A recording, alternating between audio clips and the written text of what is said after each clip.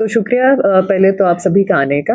तो आज सुबह हमें 112 से अपनी इन्फॉर्मेशन मिली थी कि सेक्टर 19 के एरिया में कोई लड़ाई झगड़ा हुआ है और जो घायल व्यक्ति है उसको सेक्टर 6 के हॉस्पिटल में लेकर जाया गया है।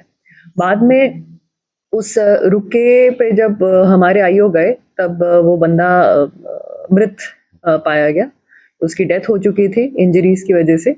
और फिर बाद में उसका जो भाई है दीपक नाम का व्यक्ति, उसने हमें लिखित में कंप्लेंट दी कि ऐसे मेरा भाई शिवम जो 25 साल का है, उसकी 3 महीने पहले गोलू नाम की औरत से शादी हुई थी और इनकी शादी को लेकर जो गोलू के भाई हैं, जिनका नाम भी शिवम है और अभिपुर के रहने वाले हैं, वो एकदम नाखुश थे। उनने पहले भी इनको धमकी दी थी कि मैं तुझे देख लूंगा, तुझसे बदला लूंगा। और आज उसी ने मौका देकर अपने दोस्त राहुल के साथ मेरे भाई का मर्डर कर दिया है, तो उसके खिलाफ कार्रवाई की जाए।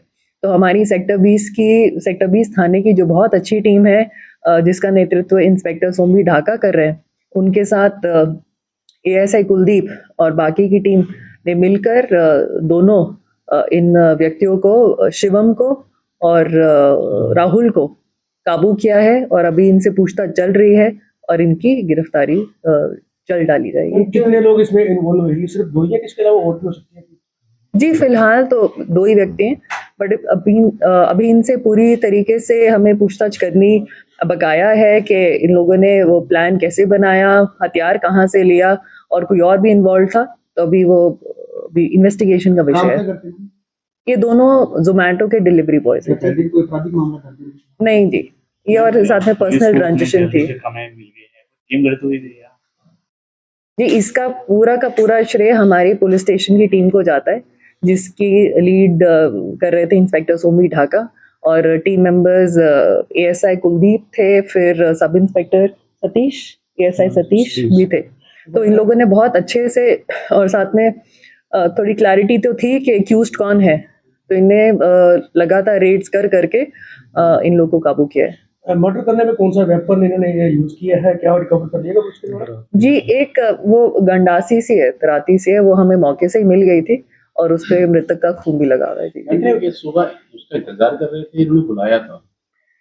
जी, वही अभी इनसे हमने पूछताछ में ये चीजें क्लियर करनी है कि क्या ये पूरी इनकी करीबन 20-25 साल की उम्र की है ये।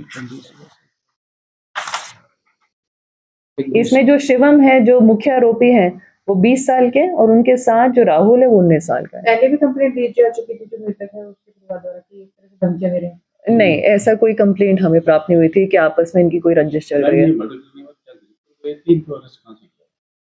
इनको अभी अरेस्ट नहीं किया गया, इनको हमने थोड़ी सी इन्फॉर्मेशन भी मिली और फिर हमने मल्टीपल रेड्स करी, इनके रिश्तेदार से इन्फॉर्मेशन लेकर इनको काबू किया गया। अभी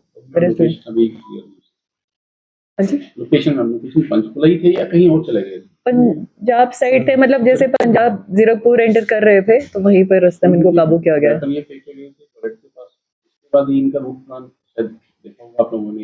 अभी एक एक करके हम इस चीज को कवर करेंगे। लोगों के बीच में, जनता के बीच में डर का माहौल है, क्या कुछ कहना चाहिए?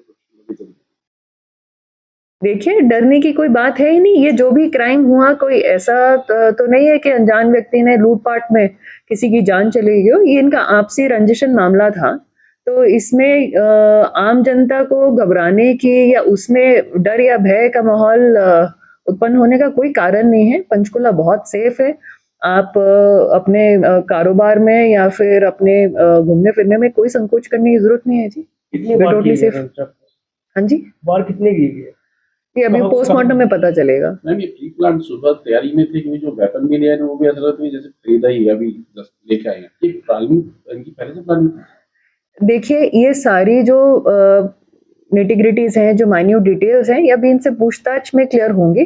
पर ये हमने भी इनको तुरंत पूछा था कि लेकर थोड़ा चल रहे होगे, पक्का से तुमने प्लान किया होगा। तो इनका कहना था कि हम डिलीवरी बॉय का काम करते हैं और अक्सर हमें देर रात तक सुनसान सड़कों पे जाना होता है, तो हमने अपनी प्रोटेक्शन के लिए रखा हुआ था। बट इस चीज का भी हम वेरीफाई करेंगे इन सभी दावों को। बड़ा सवाल है पंचकुला में बिहार और यूपी बहुत ज्यादा हो गया। ज्यादा संख्या देखी जाए, देखिए, बंदा अपने अच्छे व्यवसाय के लिए अगर किसी दूसरे प्रदेश से आ रहा है यहाँ पर पंचकुला के लिए तो बहुत अच्छी चीज़ है।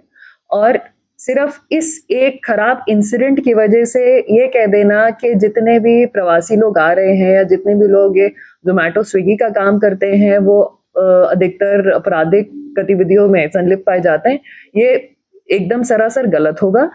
और मैं दोबारा क्लियर करना चाहूंगी, ये जो क्राइम हुआ it was a crime of passion बोल लीजिए, क्राइम ऑफ रिवेंज, आपसी रंजिश में था।